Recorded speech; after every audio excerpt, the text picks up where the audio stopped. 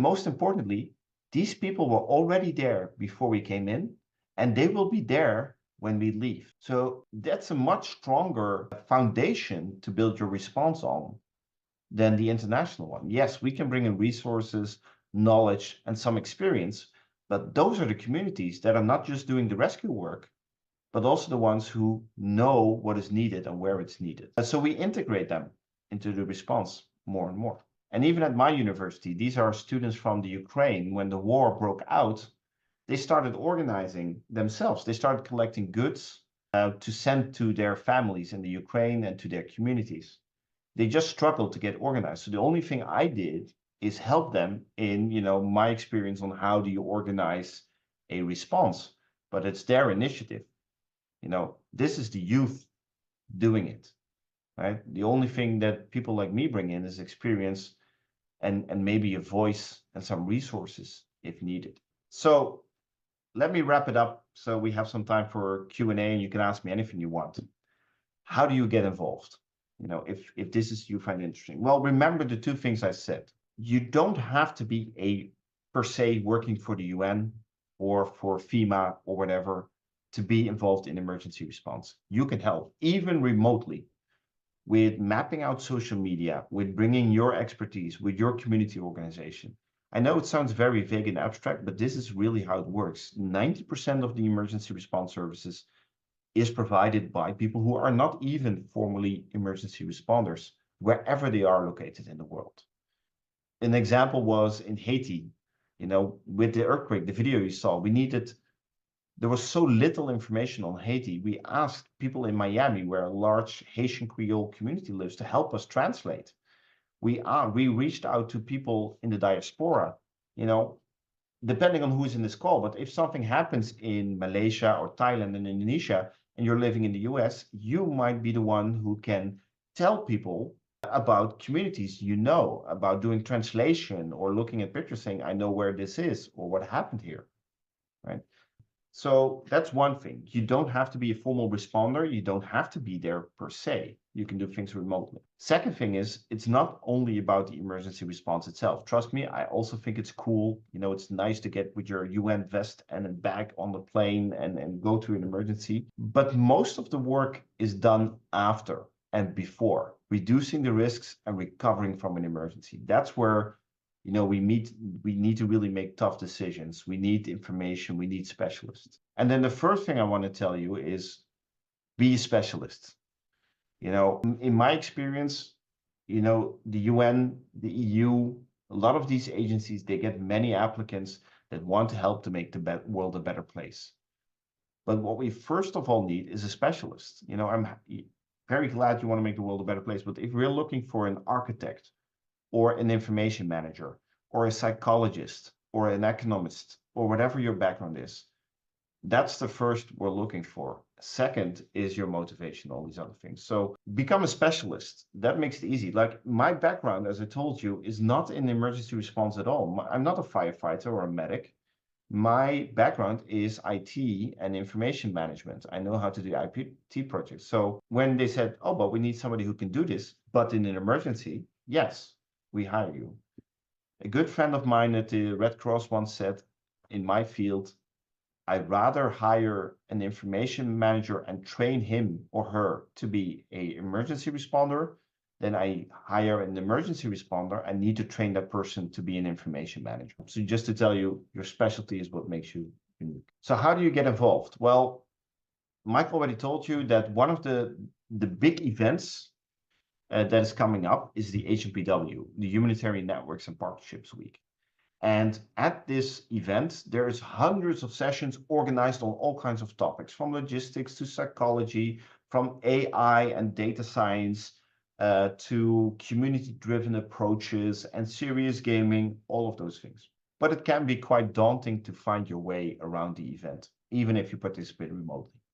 So what we do is we have a network that helps you find your way. We guide you. Depending on your interest and your specialty, we recommend sessions for you. We give you a little bit of prep, so you know all the hundreds of acronyms that the UN uses.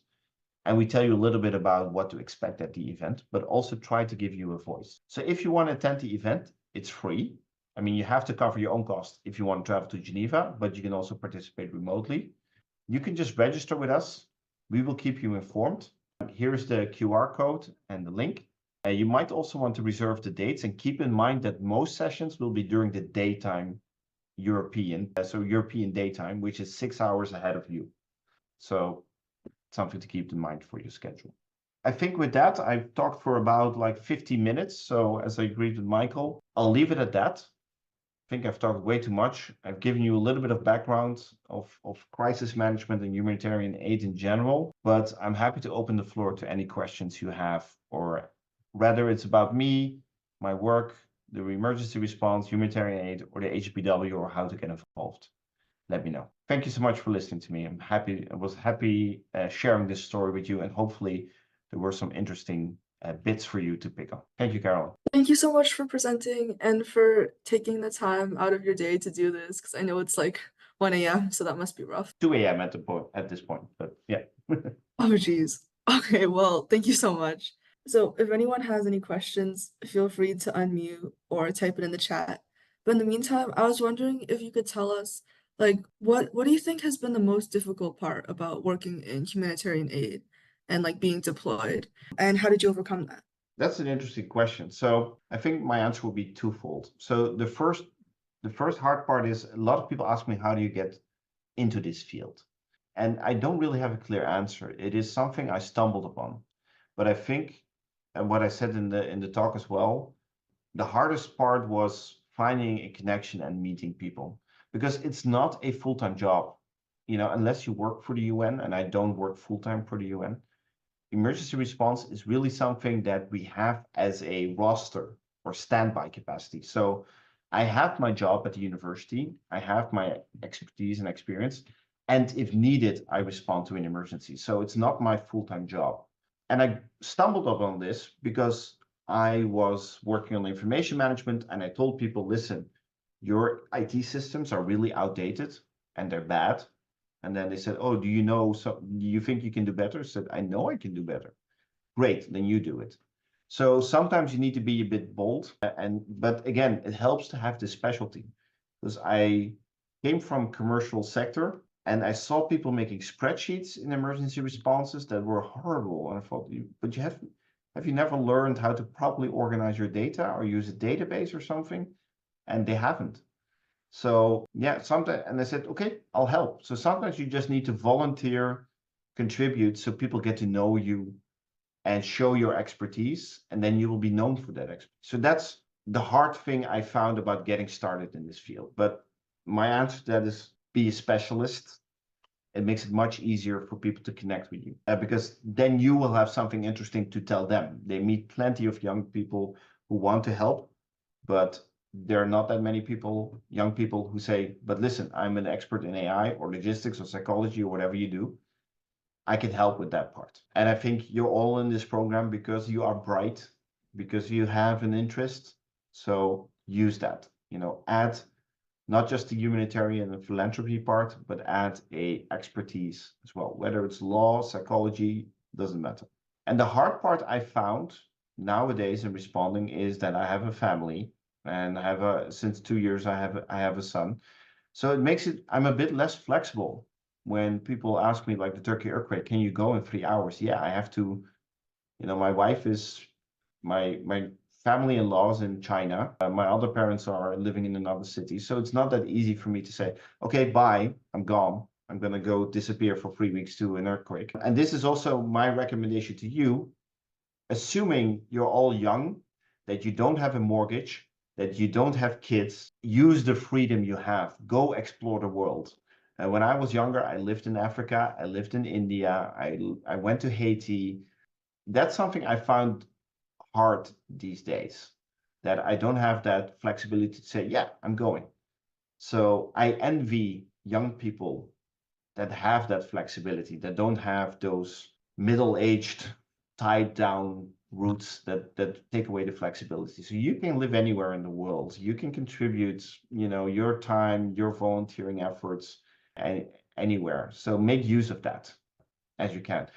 Career, money making, I can't attest to your personal situation, but That will come later in life. Use your freedom to go explore the world and explore yourself. Sounds very cliche, but I find nowadays the hardest part for me is that I'm less flexible.